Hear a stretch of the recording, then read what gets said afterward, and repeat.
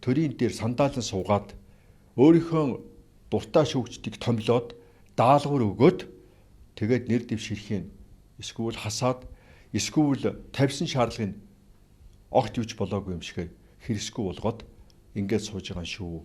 Ерөнхий сайд руу хэлсэн шүү дээ. Ерөнхийлөгчийн ажлыг турхирсаа. Эвнийд эрхлэгчийн ерөнхийлөгчийг турхирсан гэж. Тэрийг тодорхойгүй байдалтай болгосон гэж. Үнэхээр тэр юм бол тэр үний юм бол тэр фактаа гаргаж ир тавь. Тэгвэл ерөнхийлөгчдийн хариуцлага тооцсон. Худлаавал хүн гүйцэтгсэн хэрэгээрээ бас өөрөө шүүхээр бурууга тогтоолго. Ерөнхийлөгч юу гэж хэлсэн? Сүүбатууд тэргүүтээ олигарх бүлэглэл төрийг хийлээ гэсэн. Үнэхээр үний юм бол тэр фактаа гаргаж ир. Худлаавал бас хүн гүйцэтгсэн асуудлаараа шүүгтэр очиж энэ үнэн мөнэн нэ тогтоолго. Нямбаатар хууль зүйн сайд юу гэж хэлсэн? Ерөнхийлөгчийн ажлаа хийдэг 3 давхарт шүүгчнэр очиод даалгавар авдгаа гэж хэлсэн. Энэ үнэн бол энийг факт баримтаар гаргаж ир. Худлаа бол бас хүн гүйцэтгснээр гинээрээ энэ худлаа гэдгийг эсвэл үнэн гэдгийг тогтоолгоо. Ер нь энэ бие бинийгээ буруутгасан байдлаас харахад бол ерөнхийлөгч ажлаа хийж чадахгүй байна. Засгийн газарч ажлаа хийж чадахгүй байна. Их хурлч ажлаа хийж чадахгүй байна. Ер нь шүүгч ажлаа хийж чадахгүй байна. Тэгэхээр ийм нөхцөлд бол яадаг юм бэ? Бусад улс орнууд ойлгомжтой. Засгийн газар огсорсон юм одоо их хурд харах хэрэгтэй.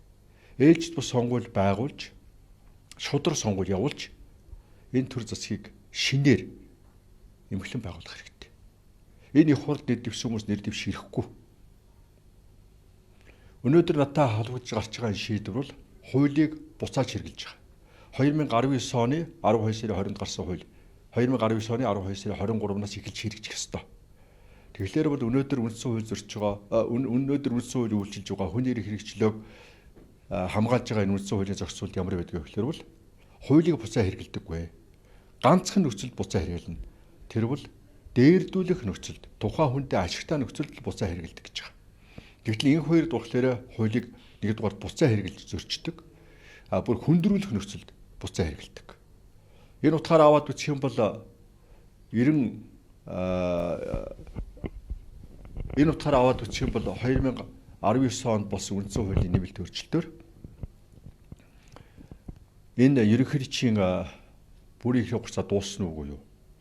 Хууль буцаа хэрэглэж байгаа бол одооны ерөнхийлөгч дахиад нэр дэвш ирэхгүй. Тэгвэл бас л нэр дэвших ёсгүй. Буцаа хэрэглэж болдоггүй юм бол тэгвэл энэ хоёр ч гэсэн бас нэр дэвших хэрэгтэй. Тийм учраас л хууль буцаа хэрэглэж байгаа бол өнөөдрийн Батулга гэдэг ерөнхийлөгч бол тэр хүн нэр нь ямар байх нь хамаагүй. Үнэхээр ажиллаад бүрийнхээ нэг удаагийнхаа хугацааг дуусгасан бол дахиад нэр дэвш ирэхгүй гэдгийг шүүх тойроо замаар тогтоочлоо. Энийг бас та бүхэнд хэлэх хэрэгтэй байхаа гэж бодож байна. Тийм учраас би ерөнхийдөө одоо ерөнхийлөгч өөрөө огцорж ерөнхийлөгчийн сонгуулийн хурд явуулаач. Их хурл тарж их хурлын сонгуулийг явуулаач. Ингэж иж бүгдээрээ шудраг төрийг шудраг сонгуул явуулж иж ахаад эмхлэн байгуулж байж тэгжээж энэ хонглын шүүхээс салнаа.